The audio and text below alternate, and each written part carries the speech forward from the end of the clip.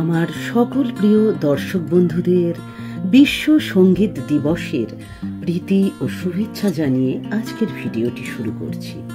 মন খারাপ কিংবা ভালো, যে কোনো আবেগ নিমেষে পরিবর্তন করার ক্ষমতা শুধু সঙ্গীতেরই আছে। সুর, তাল, ছন্দ সব এক সুতোয় মিলে তৈরি হয় একটি গান। সত্যি কথা বলতে কি, সঙ্গীত প্রেমীদের জন্য আলাদা কোনো দিনক্ষণ হয় না, তবুও আরও রকমারি দিন উদযাপনের মতো প্রতি বছর 21শে জুন তারিখটি পালিত হয় বিশ্ব সঙ্গীত দিবস হিসেবে। এই দিনটি সকল সঙ্গীত প্রেমীদের কাছে খুবই একটি গুরুত্বপূর্ণ দিন। 21শে জুন প্রতি বছর বিশ্বজুড়ে পালিত হয় সঙ্গীত দিবস, যা 1982 সালে ফ্রান্সে প্রথম শুরু হয়েছিল।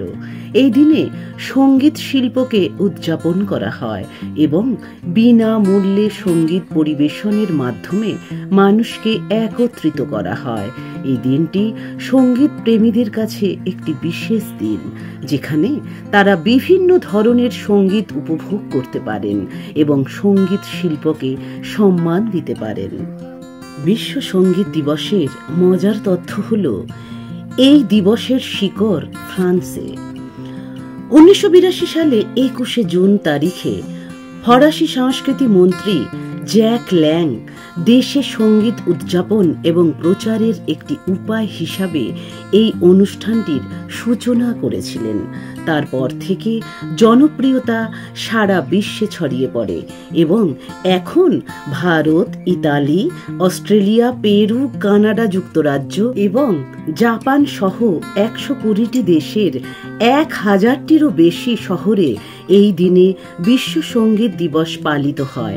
আর 21শে জুন তারিখটিকে বেছে নেওয়ার প্রধান কারণ হল, ফ্রান্সের তৎকালীন সংস্কৃতি মন্ত্রী জ্যাক ল্যাং এবং সুরকার মরিস ফ্লুয়েরেট স্বপ্ন দেখেছিলেন প্রতিটি রাস্তার মোড়কে একটি মঞ্চে রূপান্তরিত করার। তারা চেয়েছিলেন সঙ্গীত যেন সহজলভ্য, ঐক্যবদ্ধ এবং বিনামূল্যে হয়। তারিখটি ছিল 21শে জুন, গ্রীষ্মের অয়নকাল, প্রকৃতির দীর্ঘতম দিন, খোলা আকাশের নিচে কনসার্ট, জ্যাম সেশন এবং বিভিন্ন সম্প্রদায়ের আনন্দের জন্য উপযুক্ত একটি দিন। তাহলে বন্ধুরা, 21শে জুন তারিখটি কেন বিশ্ব সঙ্গীত দিবস, তার কারণ সম্পর্কে আমরা অবগত হলাম। আবার এই দিনটি আন্তর্জাতিক সঙ্গীত দিবস নামেও পরিচিত।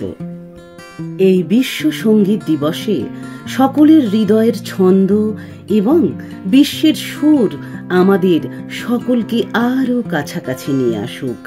আবারও সকলকে জানাই একটি সুরেলা বিশ্ব সঙ্গীত দিবসের শুভেচ্ছা ও ভালোবাসা, যেখানে প্রতিটি সুর আত্মাকে সংযুক্ত করে এবং প্রতিটি তাল জীবনকে উদযাপন করে।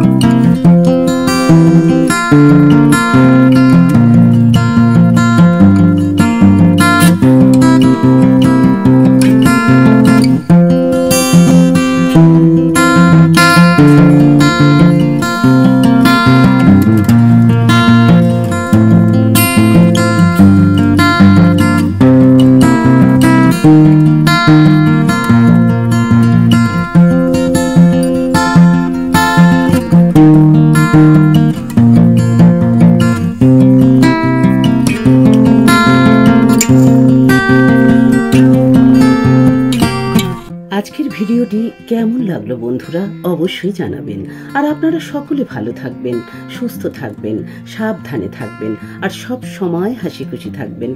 তাহলে আজকের মতো বিদায় নিচ্ছি বন্ধুরা, আগামীতে নিয়ে আসবো নতুন কোনো ভিডিও। টাটা।